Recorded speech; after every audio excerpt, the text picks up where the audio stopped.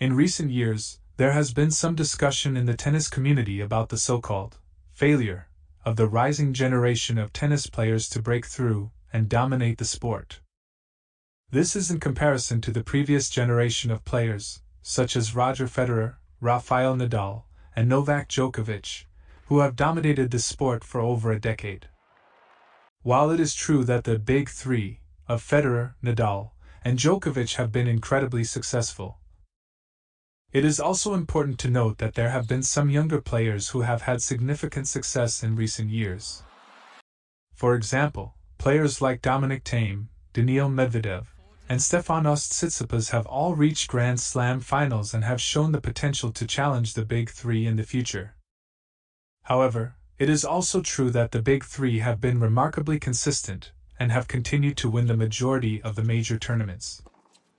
This has led to some frustration and disappointment among fans and commentators who would like to see more variety in the winners of major tournaments.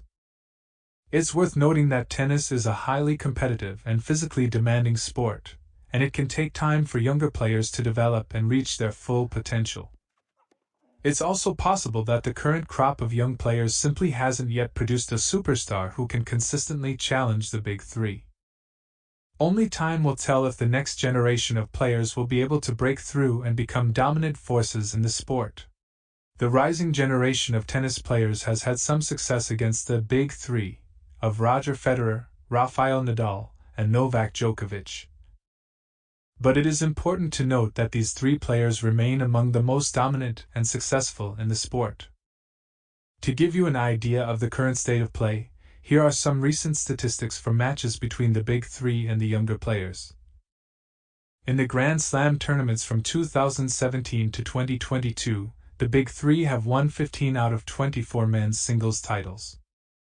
The remaining 9 titles have been won by 6 different players, including Dominic Thiem, Stan Wawrinka, Marin Cilic, Alexander Zverev, Daniil Medvedev, and Stefanos Tsitsipas.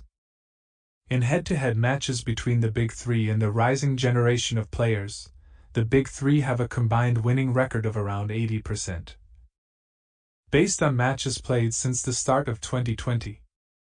This includes a 15-4 record for Djokovic, a 10-4 record for Nadal, and a 4-1 record for Federer.